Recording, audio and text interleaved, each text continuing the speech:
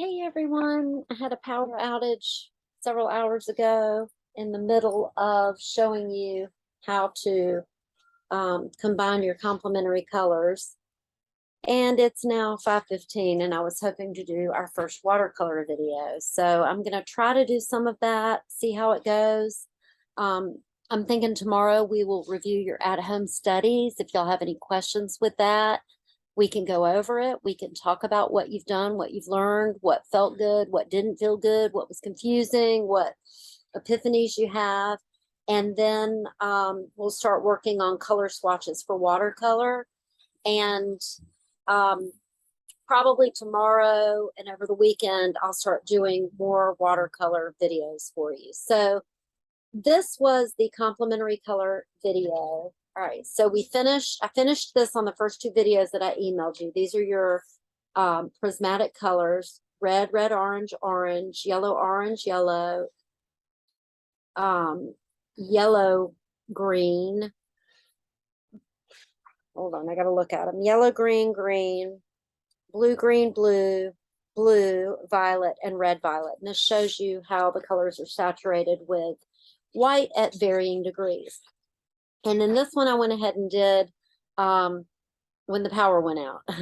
So these are your complementary colors: red and green, blue and orange, yellow and purple or violet.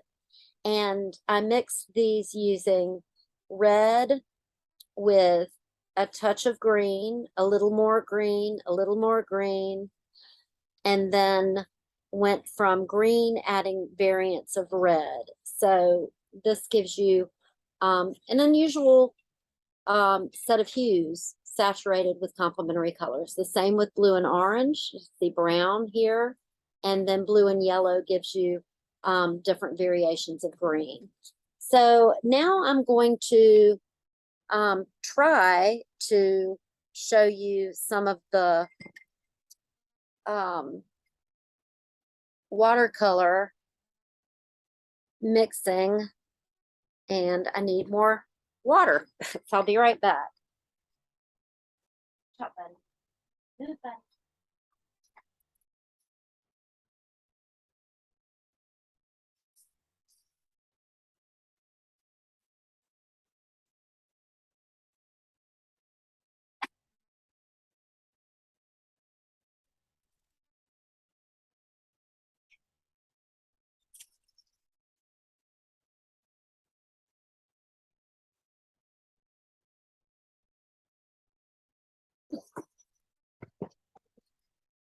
Ooh, what a day. All right. So I'm going to be using both my watercolor kit that I have, and the colors in this kit are ivory black, alizarin crimson, burnt sienna, crimson red, yellow ochre, Windsor yellow, lemon yellow, permanent sap green, Windsor blue, French ultramarine, burnt umber, and then a pretty sad looking tube of white. So these are my smaller tubes of watercolor pigments or paints. And then I have ivory black, cerulean blue, deep alizarin red, raw sienna, vermilion red, sap green, leaf green, light cadmium yellow, and white. So I'm going to start with black. And for watercolor, you're going to want to, I'll tell you what, we'll start with wet on dry paper first. And then I will move into showing you wet on wet. So I'm just going to take a little bit of my black and put it in my mixing tray here. And I'm going to wet my brush and wipe it on my apron since I don't have a paper towel here. And I'm just going to mix that black. Take a little bit off of my brush. This is a flat brush, and it is an Artist Loft brush, and it doesn't have the number on it. Oh, it's an 8. It's a flat 8. So I'm going to start over here, and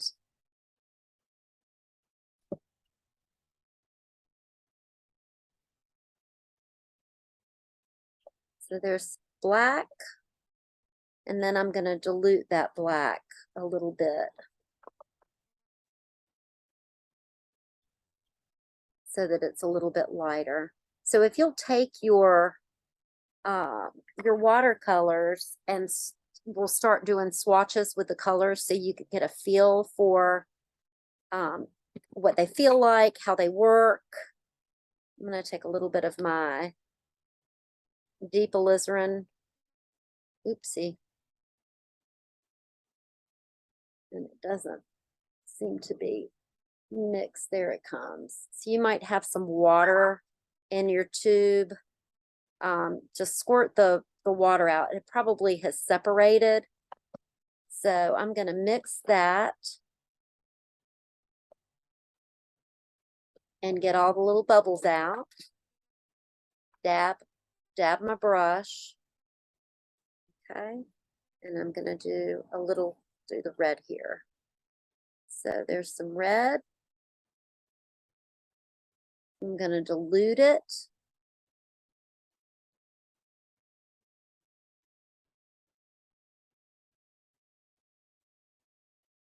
And then do the more saturated and less saturated. So this is something that you all can work on at home. Again, another at-home study that'll put you in a position to have a familiarity with your watercolors and the brushes. Now you can switch up and try a different brush if you want, a larger brush, a smaller brush, a more finely tipped brush. It's up to you. Again, I'm going to clean my brush each time. And this was raw sienna. So again, I've got thicker and then more saturated with water. And you can use your watercolor pads with this, or your tubes of paint. It's up to you. Okay. With watercolor, it's a tedious process. You need to let it dry in between applying or layering.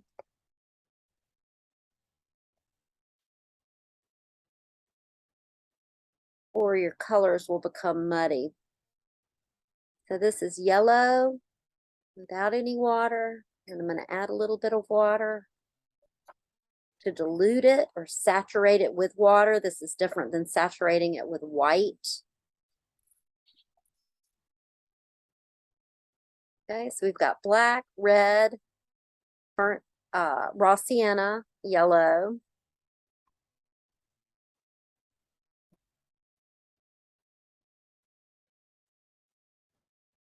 I'm going to take my vermilion red, which is more of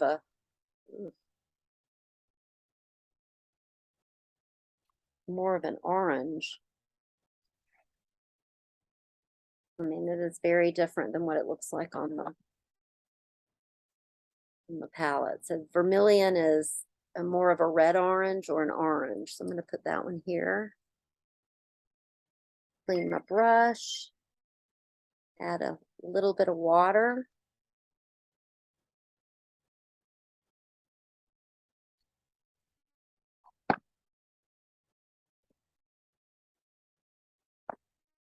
And I'm going to move to my cadmium yellow.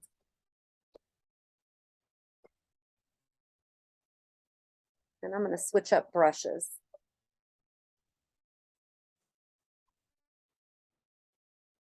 So this is cadmium yellow.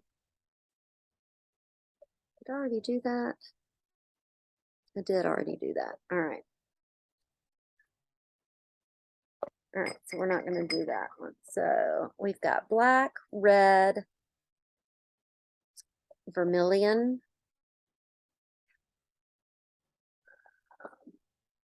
Let's see. That was alizarin, deep alizarin, vermilion, cadmium, and then that was raw sienna, and then my cadmium. And I'm going to move to the darker green, which is my sap green. You can put it in your tray, or you can lift it off of the end of the tube. It's runny.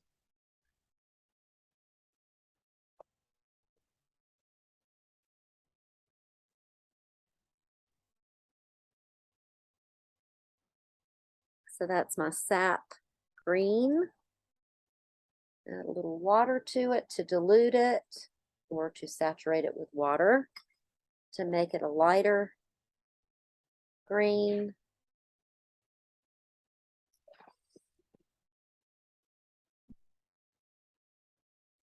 And then this is the leaf green.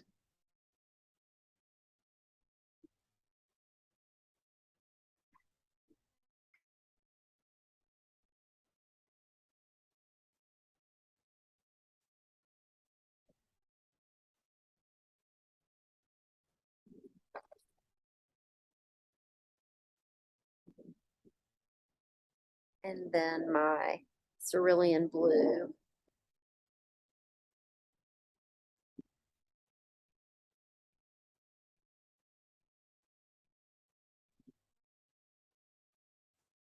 You want to make sure your brush is clean and that you don't touch the tip of your tube with a paintbrush that has another color on it. Add a little water to that to dilute it.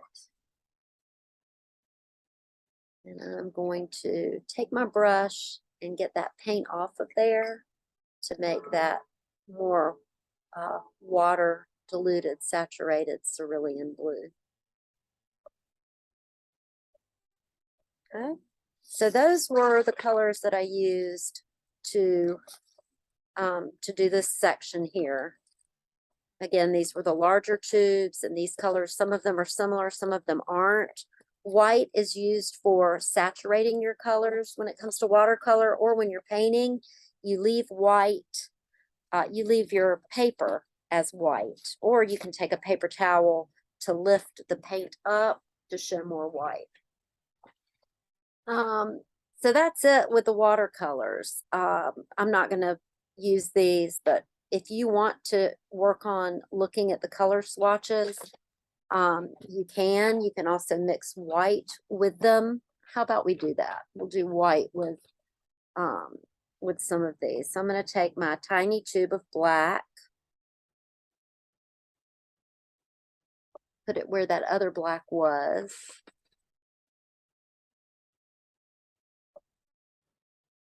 I always try to put my lids back on. And then I'm going to take a little bit of the white, which is obviously going to make a gray. So I'm going to take that black. Okay. And you could also do grayscale with your white and your black. You can also add variations of the grayscale to create muted colors. Okay. So I can take that gray and I can mix it with the yellow to create a more muted yellow. I can take that gray and I can mix it with the vermilion.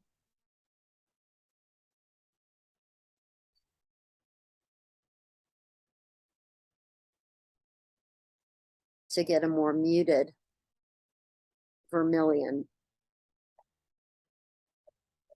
And I really love muted tones, or muted. I think they are called tones when they're muted. All right, so I'm going to take a little bit more of the black and mix it in with these other colors that I have here, the alizarin and the raw sienna with a little bit of the white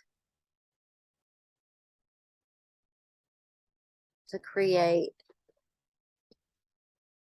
So I have gray here, and I'm mixing that with the alizarin crimson to create a more muted color there. And I'm going to mix my, keep forgetting what that color is called. That is raw sienna.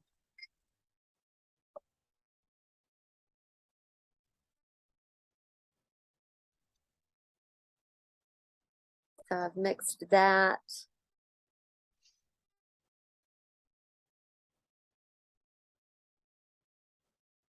In there. And let me come over here and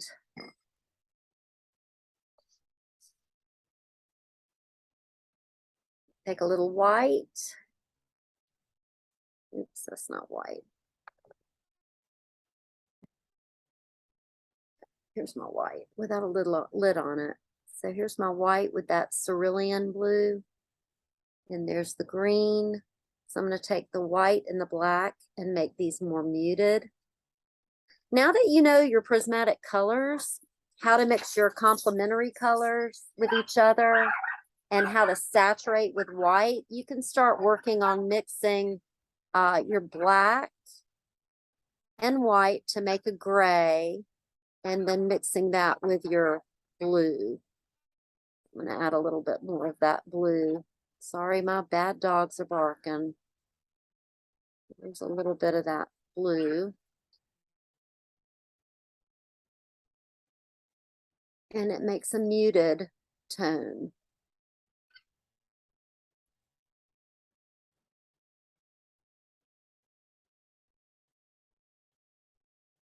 So I've got the green, that was the sap green that I'm going to mix with a little bit of the black, and I'm interchanging using the small and the black tube just because that's the easiest. They're both the same black.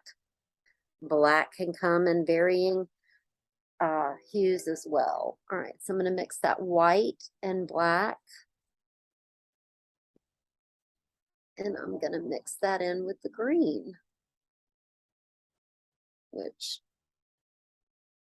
so you get the idea. You can change the tone of your colors with gray. So this is just a study y'all can work on at home when you're working with the watercolors. And let's see, I'll do a quick demonstration of making a leaf. So I'm going to pick up some of that sap green.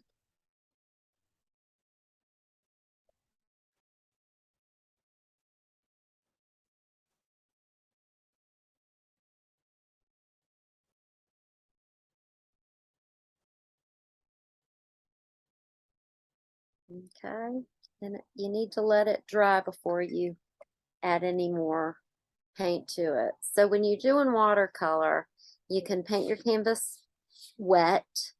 You'll brush it with a wet brush and paint it wet, and you'll continue to do that, or you can paint wet on dry. I'm going to pick up the sap green with the muted, and I'm just going to go around the edge.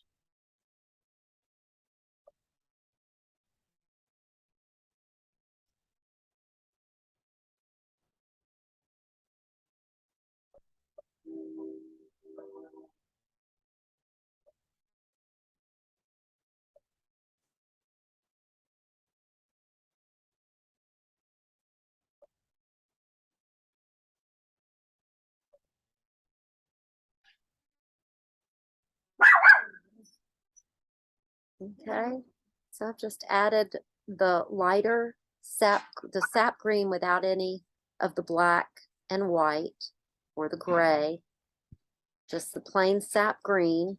And then I've added the green, the sap green that has the muted color, the muted green with the black and the white.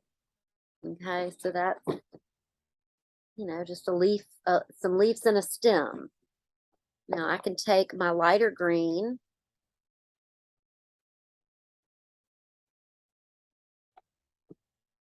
and I can take a finer brush if I can find one. Wow.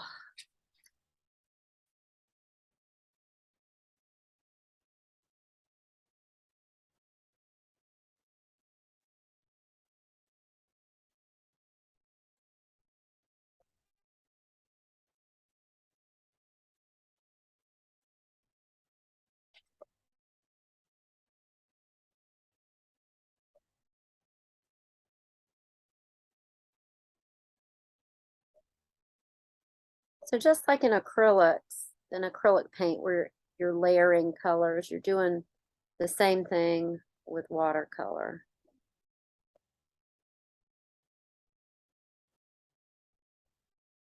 And I'm just winging this little demonstration here.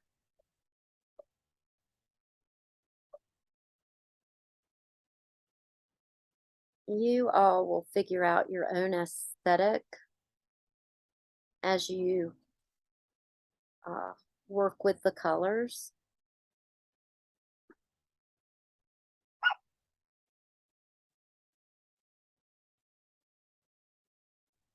Okay, so I've just added some more green to it. I mean, this is just a simple, um, leaves and stems.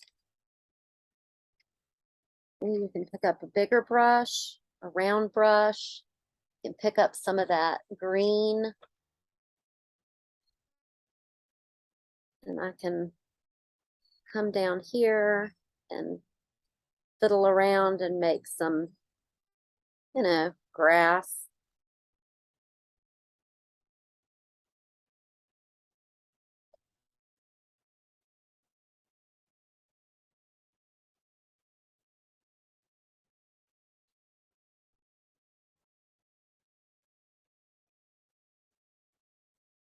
And I've already got some good colors over here. So I'm going to take that vermilion that's kind of orangey and I'm going to saturate it. I'm going to take the paint off of my brush.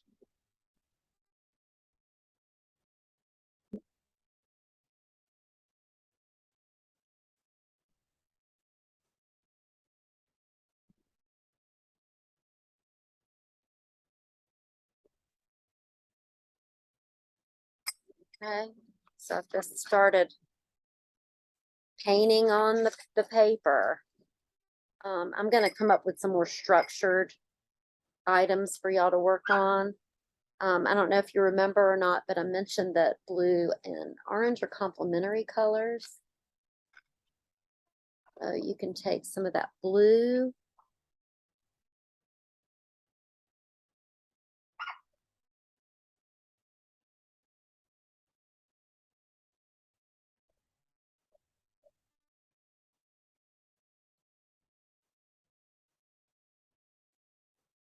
Okay, and add it.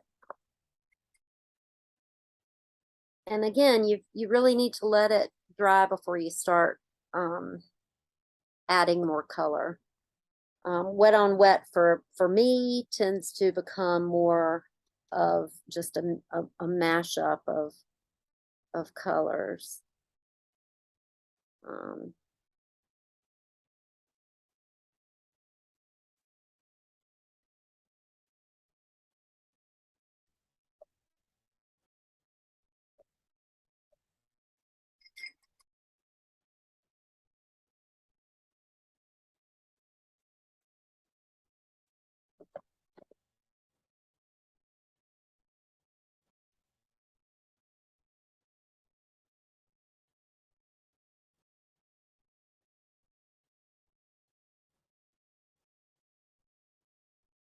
I'm taking my sap green and I'm just going to make some more lines.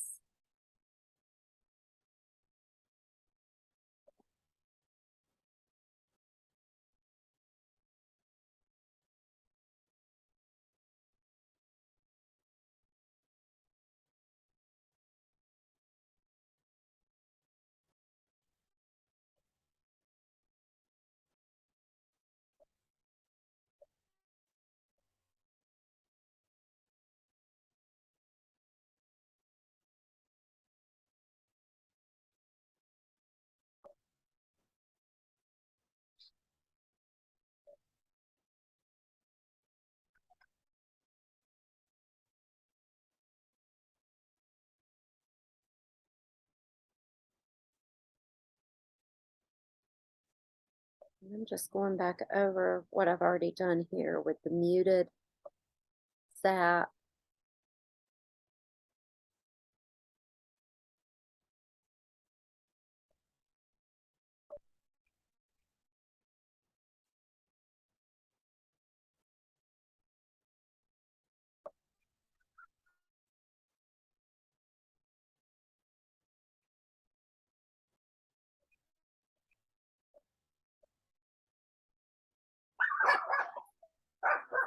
I have really disobedient doggies, y'all. I have a lab that is right here on the porch being a good boy. And then I have two chihuahuas that are rotten. And that is Posey, and the other one is Mouse.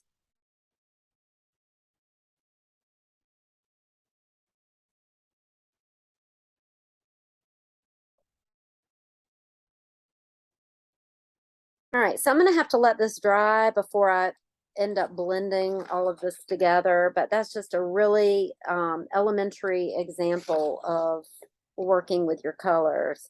If I set this aside for a little bit and come back to it later, it'll be dry, and then I can layer it and add more colors to it. So I'm going to stop for now, and we will, after tomorrow, we'll, as I said, we'll go over your at-home studies of your prismatic landscape and your prismatic abstract, your grayscale if you did it, and any saturation studies that you've done. And we'll talk about that. And then we'll start working on watercolor. So come up with some things that y'all want to work on, and I'll try to create videos that show you how to make those. All right. See y'all tomorrow. Have a great night. Bye.